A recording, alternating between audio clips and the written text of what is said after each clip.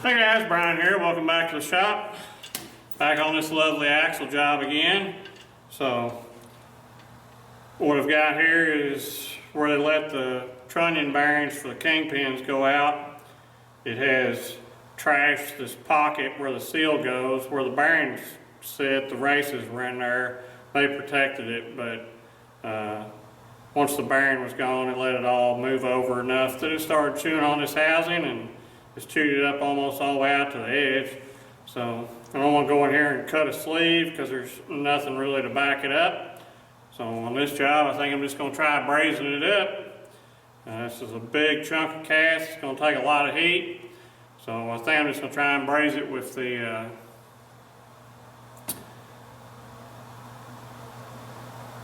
the thing that's got the fire comes out of it.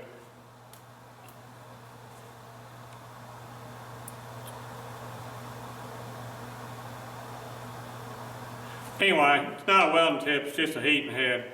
So I'm going to take the big heating head and try and get this good and hot and flux it up, jab it in there, and if it can't reconstruct this, I'll get you a better look at what we got going on here. Oh yeah, they call that thing a rosebud. So you can see how pretty that is. We're going to try and make it a little better. This side over here is considerably better, but it's still all chewed off over there. So needs to build back up. We'll see what we can do.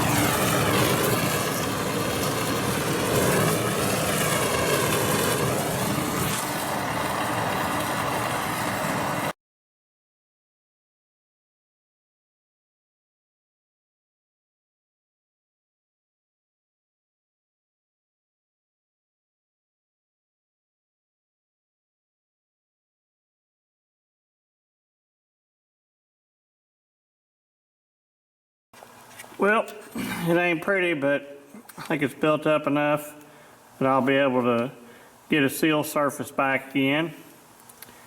And the question will be whether or not I can figure out where it goes.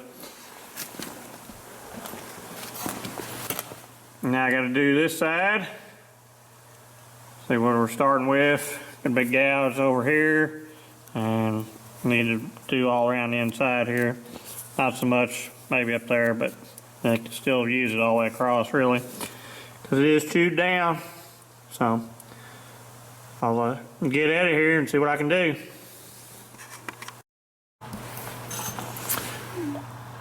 Well, there's the other side built up. Obviously not a Keith Fenner job, but I don't have the years of practice that he has. I think for my first time welding up one of these with braze, looks all right. The real test will be cleaning this up and seeing if I got anything to work with for how close I got it. It's bound to be better than it was anyway. And built up about a 1/4 inch material that was gone, so hopefully that'll do it. Now I gotta get this back in the mill and get it set up. It's gonna take 2 setups to do this because these are at an angle to each other and to the axles, so I gotta figure out what that is. Well, there it is. I got it about half set up. Not really. Anyway, I need a way to get these bores fairly true. And of course now I got stuff down in there. It's hard to indicate into that. But this side over here should be parallel. So what I'm gonna do is turn a bar to stick up in there that I can use to set this up. So I got this bar chucked up there in the lathe, and I'm gonna turn it to the diameter to stick in there, and we'll use that as a pointer. So when we get that done, I'll bring you back. Well, this has to be one of the most Rictosaurus setups I've done in a long time. The bad part is I gotta do it twice. So this is how I've got this set up. Got sitting up on those blocks there. I got my tube slid in here. Could have turned that a little bit bigger on diameter. I went 2 thousandths under. So it's got a little bit of a slack fit. So I measured how much up and down the slack was and then split that difference. When I set this up using the height gauge, as you can see there, got about 1/8 of an inch back there.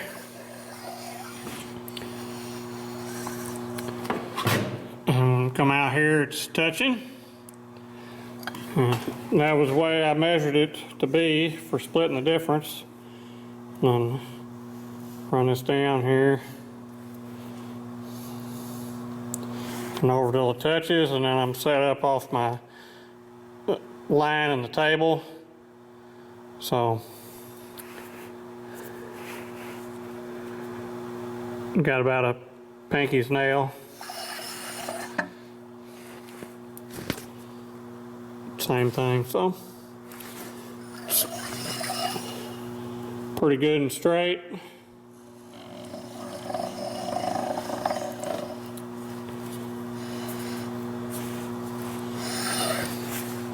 That's the best way I know to do this. That makes that bore a whole lot longer, so the air gets to be less and less the further away you get. So for the 1/2 inch I have to go in there, it's going to be excellent. I would say the air would be less than 1 thousandth or so on this setup. So as long as it stays put, should be good.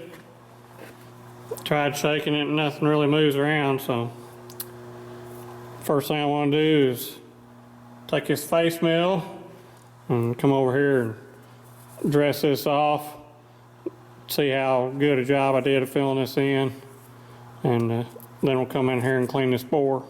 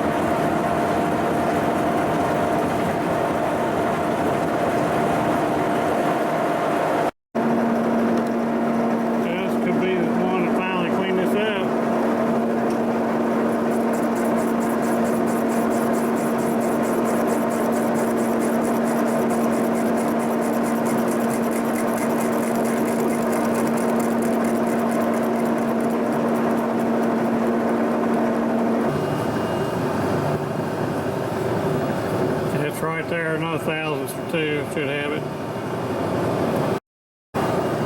Okay, you can see the alignment came out good. It's just barely starting to touch in a couple of spots around there.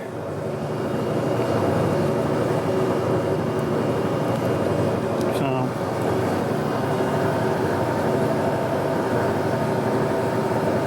now to cut this seal face, I measured it 2/870 and 300 deep, so probably go 250 deep on this side because I'd say how much it wore off that axle. Well, there it is. One side reconstructed. So looks pretty good. Seal fits in here nice.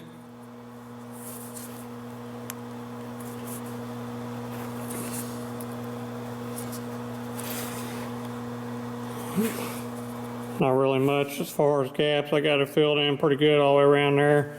You could put a little silicone on if they wanted to help keep water out, because once it's put together, there's no provisions for greasing it. I would drill the cap myself, but it's whatever they want to do. And that way you could grease this thing. But other than that, it looks all right.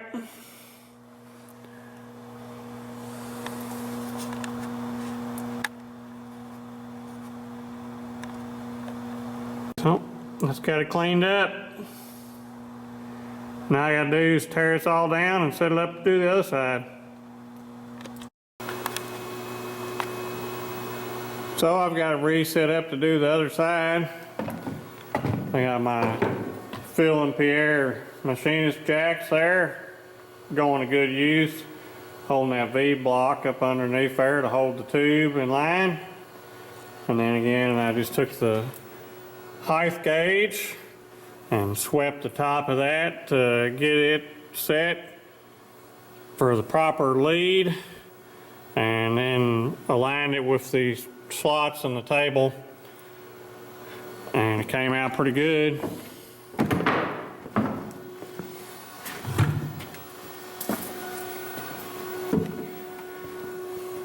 I didn't have enough material on here to make it beautiful.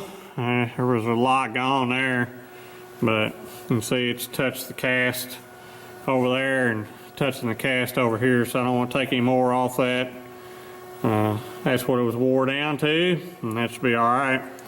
And we've gone in here and cut and cleaned the bore. You can see it's just barely touched. The bearing still fits good and tight, and it's touched all the way around in there. So even on this side.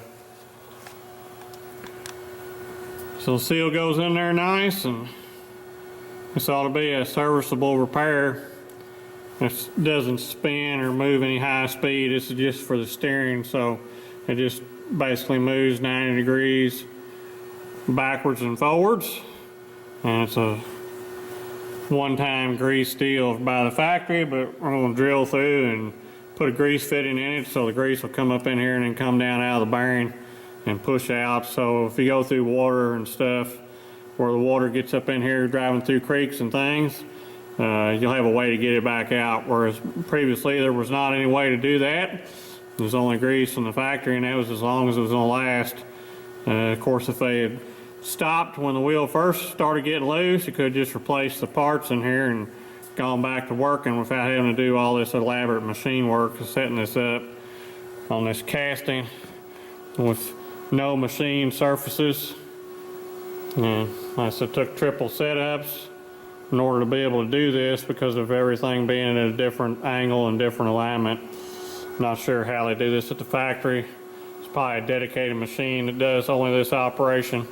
Well, of course, normally it's split here, so I guess they could have a machine set up to cut those identical as halves coming down the line. They wouldn't have to have two opposites because of it being split in two. But it's ready to go back to the customer. So I hope you enjoyed getting to see this fairly complicated little job. It has hours and hours of setup to do an hour or two of cutting on each one of these operations. Probably 6 hours of setup for 2 hours of cut time. But that's the way it goes a lot of times. It's way more work getting it held than doing the work itself. But I enjoy the challenge, and this kind of thing certainly is one. So thanks for watching, thanks for subscribing, I'll catch y'all later.